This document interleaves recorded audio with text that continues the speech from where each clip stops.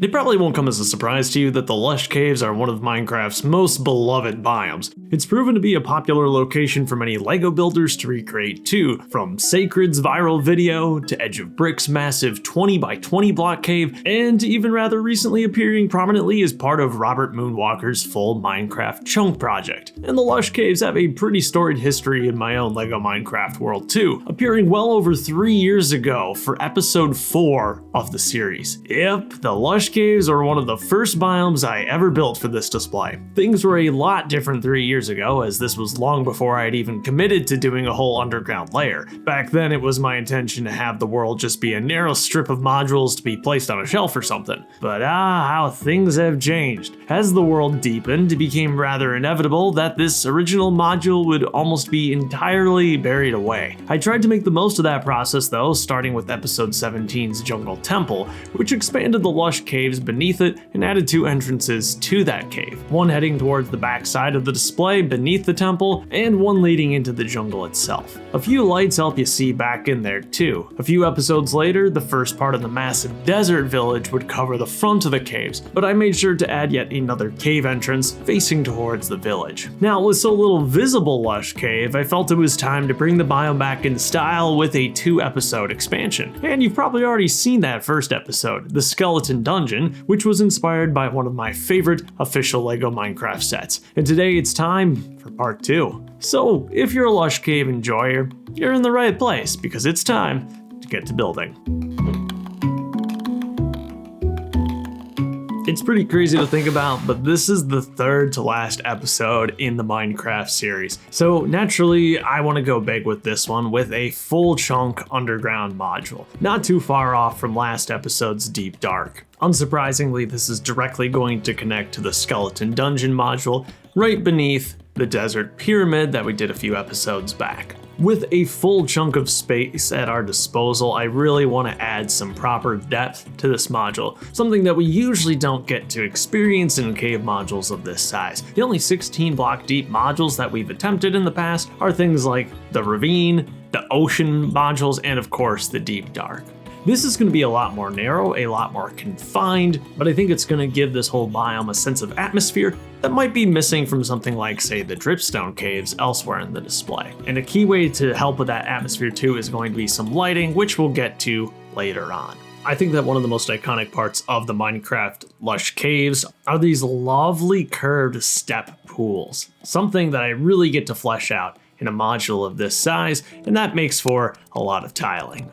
So much tiling, in fact, that I actually ran out of these 1x2 transparent dark blue tiles and had to borrow some from my crafting table set and some other mocks I have sitting around. If you thought 2x2 tiles got eaten up fast by building, well, 1x2 tiles are even worse.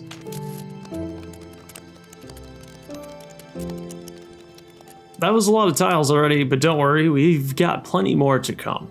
The next step is going to be adding some tall drip leaf plants around, the same good old design I've been using since that 4th episode. Already the vision is starting to come together here, and realize too that this is only half of the chunk.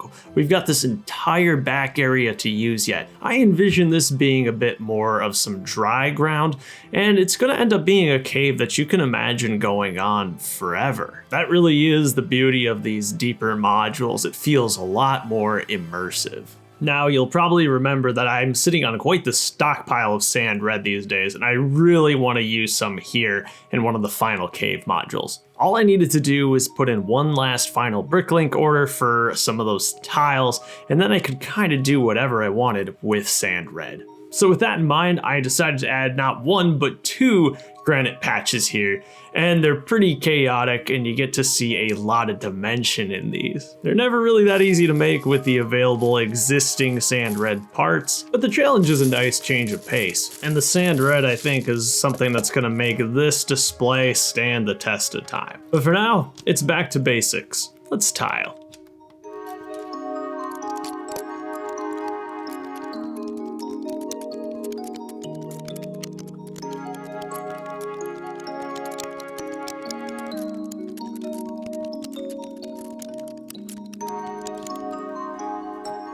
You gotta love those clicky clacky sounds, and the best part yet is that we're still not done tiling. Next, I'm going to add some of the bushes here. It's once again the same design that's been used since episode 4. Now, when we were doing the skeleton dungeon module, I had suggested that that dungeon be a spider dungeon because there are no spiders yet in the display. Since, of course, that naturally ended up being a skeleton dungeon, let's add one here instead. These are from my 2014 block accurate LEGO Minecraft set remakes, and they're pretty similar to the original spider design, but the legs are constructed a bit differently, using a hot dog element to attach the legs. It's a flimsy connection, but I think it's a cleaner look than you get with the official sets.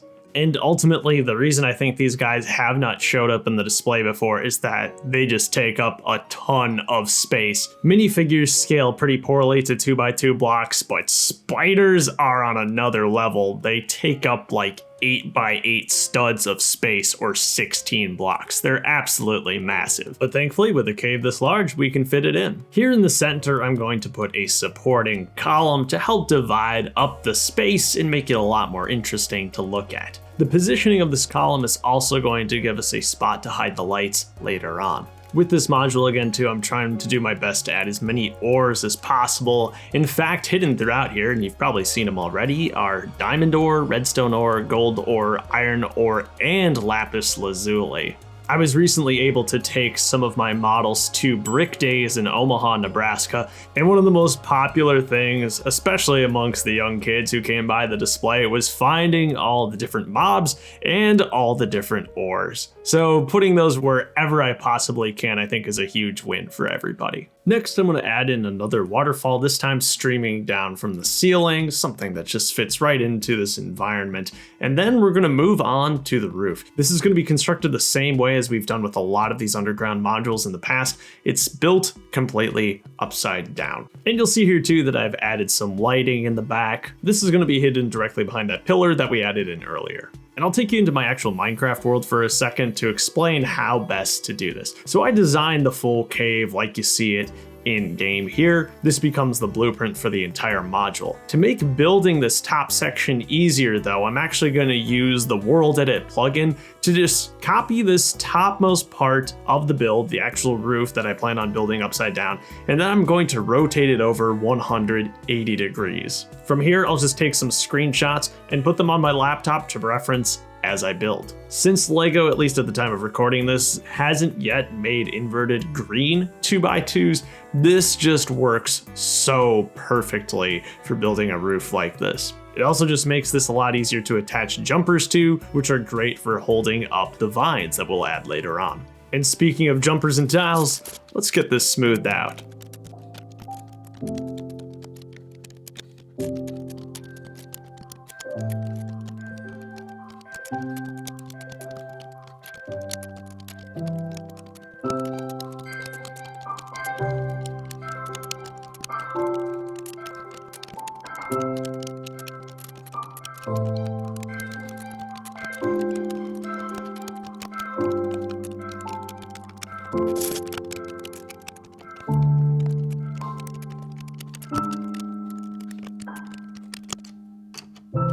Next up, I'm going to make a ton of these glowberry vines. This is the same updated design that I used in the skeleton dungeon. It just uses a lot of those tri-leaf pieces placed atop some bars. At random intervals, I have the brown bar actually poke through so you can get a bit of the idea of the stem of the plant. Honestly, I think cave vines are one of those things that you really can't have too many of in a build. For the most part, they use relatively cheap parts. The tri-leaf pieces tend to show up at the LEGO store pick-a-brick walls all the time. That's where I got most of mine back in the day. The golden glowberries, which is just one of those hollow pip elements, comes in all sorts of sets, and you always get extras too. And you can use any length of bar that you want for the central vine. Somehow, I managed to place this on top of the caves without knocking any of the vines off. It's a really flimsy attachment, so this is a huge accomplishment, guys. All right, so let's get those lights attached and see what this finished build looks like. The golden glow in the back honestly gives this whole build a sense of magical mystery about it. Kind of dig it. As I mentioned earlier, this is going to sit directly beneath the Mesa Badlands and, of course, the Desert Pyramid from a few episodes ago. Bringing all these modules together creates a perfect little corner for the LEGO Minecraft world. Because I'm building this now pretty early here in April, I don't really have any leftover player skins to add into this module. It's my hope that if LEGO produces some new ones, which I assume they will for the summer wave of LEGO Minecraft sets, I can add a few of those in here, and maybe a new axolotl color perhaps? Though that might be dreaming just a little bit. The last thing I want to do with today's episode, rather, is swap out some of those old style cave vines for the new ones, at least in the visible parts of the display. Primarily, I'm thinking of the Lush cave that finds itself directly beneath the jungle temple. It's a simple, easy change, but I think it helps bring everything together a lot better than it did before. And let's face it, that older design wasn't quite cutting it. So there you go. That's my expansion for the Lush caves. Finally, after 4 episodes now, the final Lush cave build I'll be adding to the display. That only gives us 2 more episodes to go. Next time, we'll be filling in the last surface gap for the LEGO Minecraft display. After an extremely divisive members-only poll, it looks like an abandoned village is going to be replacing the legendary Some Guy's house. Or will it? Well, you can find out next month, or better yet, you can watch that episode right now by becoming a channel member. Channel members get early access to all the LEGO Minecraft episodes and have their names featured in those episodes as well. As we get closer and closer to the end of the series, now's the chance to get your name in the history books as a supporter of this crazy project. Hit the join button below or follow the link in the description to learn more. Anyway, that's all I've got for this time. Have yourself a great life, and I'll see you again soon.